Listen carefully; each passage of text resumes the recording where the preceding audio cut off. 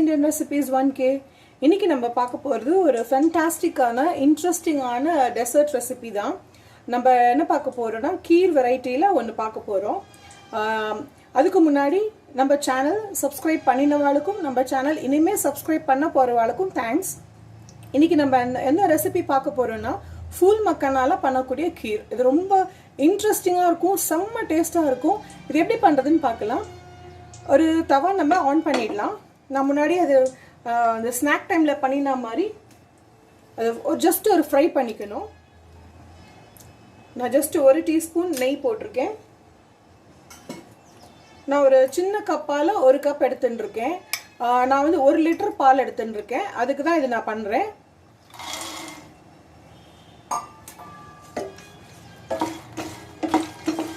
இப்போ இது வந்து இந்த நெய் சுட்ட உடனே இதை போட்டு நம்ம நல்லா ஃப்ரை பண்ணி எடுக்க போகிறோம். இந்த நெய்யோட சேர்ந்து இது ஃப்ரை ஆகிறது ரொம்ப ஃபேண்டாஸ்டிக்காக இருக்கும் அதோட ஃப்ளேவர். அப்போ நம்ம அந்த பாயசத்தில் சேர்த்து சாப்பிட்றதே வாய்க்கு அது கடிக்கிறதே ரொம்ப நல்லா இருக்கும். உங்களுக்கு இந்த இடத்துல நெய் வேண்டான்னா நீங்கள் அவாய்ட் பண்ணிக்கலாம். ஏன்னா நம்ம இந்த காஜு அதெல்லாம் ஃப்ரை பண்ணி போடுவோம். அதெல்லாம் வந்து ஆப்வியஸ்லி நெய்யில் தான் ஃப்ரை பண்ண வேண்டியிருக்கும். ஸோ இங்கே நீங்கள் அவாய்ட் பண்ணுறதுனா கூட நீங்கள் பண்ணிக்கலாம். இது ஒரு 3லேருந்து 4 நிமிஷம் இல்லை 5 நிமிஷம் ஆகும் நம்ம எடுத்துக்கிற குவான்டிட்டி பொறுத்து. இன்றைக்கி நான் எடுத்துருக்கிற குவான்டிட்டிக்கு வந்து ஒரு 3 to 5 மினிட்ஸ் தான் ஆகும். நான் இந்த ஃபூல் மக்கானாவோட ஸ்நாக் ரெசிபியில் சொன்ன மாதிரி இதில் நிறைய ஹெல்த் பெனிஃபிட்ஸ் இருக்குது. இது வந்து குழந்தைலேருந்து எல்லாருமே சாப்பிட்லாம். இது இப்போ இது நல்லா ஃப்ரை ஆகிடுது. இதை நம்ம கண்டெய்னருக்கு ட்ரான்ஸ்ஃபர் பண்ணிடலாம். இப்போ நம்ம இதில் ஒரு 2 டீஸ்பூன் நெய் போட்டுக்கலாம். இதுக்கு மேலே தேவைப்படாது. இப்போ இதில் நான் ஒரு 10-15 காஜு எடுத்து வச்சுருக்கேன்.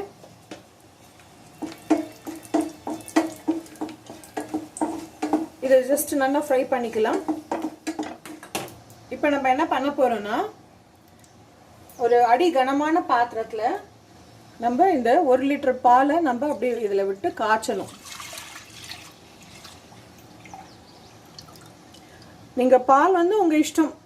நீங்கள் ஃபுல் ஃபேட் மில்க்கும் எடுத்துக்கலாம், இல்லை ரெகுலராக நீங்கள் என்ன யூஸ் பண்ணுறாலோ அது கூட யூஸ் பண்ணிக்கலாம். மோஸ்ட்லி இந்த கீருக்கெல்லாம் வந்து ஃபுல் ஃபேட் மில்க் எடுத்துட்டா டேஸ்ட் ரொம்ப நல்லா இருக்கும். உங்கள்கிட்ட இலாய்ச்சி பவுடர் தனியாக இருந்ததுன்னா நோ இஷ்யூஸ். இல்லைனாக்கா இதோட சேர்த்து நீங்கள் மிக்சியில் அரைக்கிறதே இந்த காஜு, இந்த 20 to 30 நம்பர்ஸ் ஆஃப் அந்த ஃபூல் மக்கானா அதோட சேர்த்து 2 இலாய்ச்சி சேர்த்து அரைச்சி ஃபைன் பவுடராக வச்சுக்கோங்க. இப்போ பால் நல்லா கொதிச்சாச்சு. இப்போ இந்த ஃப்ரை பண்ணின ஃபூல் மக்கானாவை இதில் சேர்த்துடலாம். இது வந்து ஒரு 5 நிமிஷத்துலேயே நல்லா வெந்துடும். எங்களுக்கு வந்து குங்குமப்பூவோட வாசனையும் அந்த டேஸ்ட்டும் ரொம்ப பிடிக்கும். உங்களுக்கு பிடிக்கும் அப்படின்னா நீங்கள் யூஸ் பண்ணிக்கோங்க, இல்லைன்னா வேண்டாம். இது வந்து ஒரு 10-15 மினிட்ஸ் நீங்கள் பாலில் கூட ஊற வச்சும் கூட போட்டுக்கலாம், இல்லை நீங்கள் அப்படியே கூட ஆட் பண்ணிக்கலாம். இப்போ குங்குமப்பூ போடுற ஸ்டெப் வந்து ஆப்ஷனல் தான். இது போட்டாக்கா அந்த கலர் அண்ட் ஃப்ளேவர் ரொம்ப நல்லா இருக்கும். இப்போ பார்த்தீங்கன்னா இது வந்து 5 நிமிஷத்தில் இது நல்லா வெந்தெடுத்து இந்த ஃபூல் மக்கானா.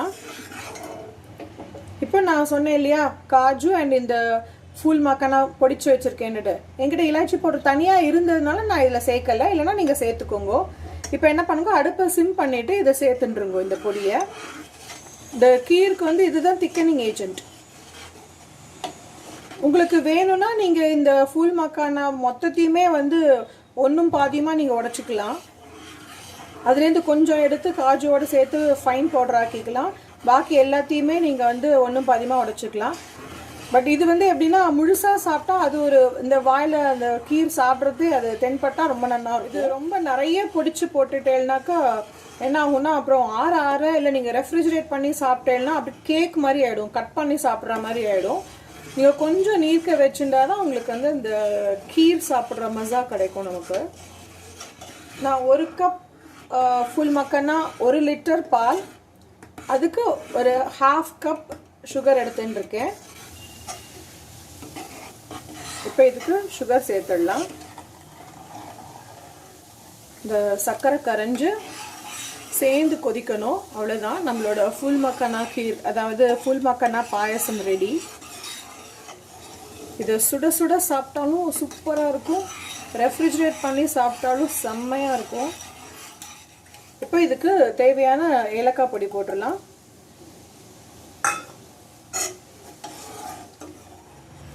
இதில் நான் கொஞ்சம் ட்ரை ஃப்ரூட்ஸ் கட் பண்ணி வச்சுருக்கேன், காஜு, பாதாம் அண்ட் பிஸ்தா. உங்களுக்கு இங்கே போடலாம் போடலாம், இல்லைன்னா வெறும் காஜு மாத்திரம் ஃப்ரை பண்ணி போட்டுக்கலாம். பட் கீர் சாப்பிட்றதே வாயில் வந்து இந்த மாதிரி க்ரன்ச்சியாக இருந்ததுன்னா அது ரொம்ப இன்ட்ரெஸ்டிங்காக இருக்கும் சாப்பிட்றதுக்கு.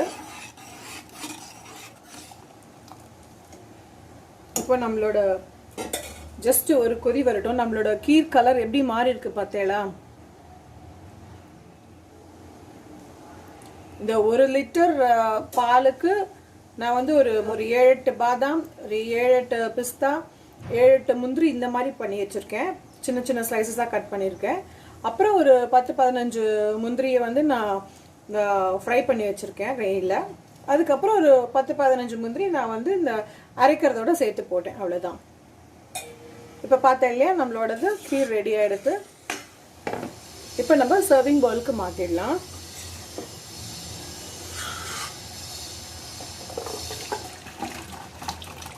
நம்மளோட டேஸ்டியான ஹெல்தியான ஃபுல் மக்கானா கீர் ரெடி.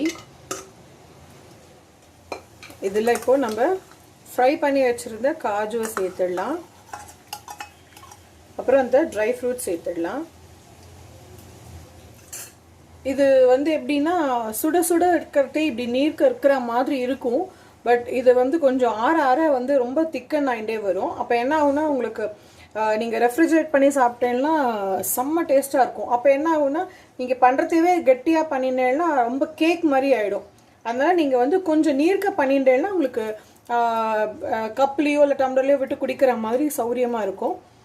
நம்மளோட interesting recipe full makhana kheer ready ஆகிடுது. இந்த மாதிரி ஈஸி ரெசிபிஸ் நம்ம சேனலில் நிறைய இருக்குது. Stay tuned for more easy recipes.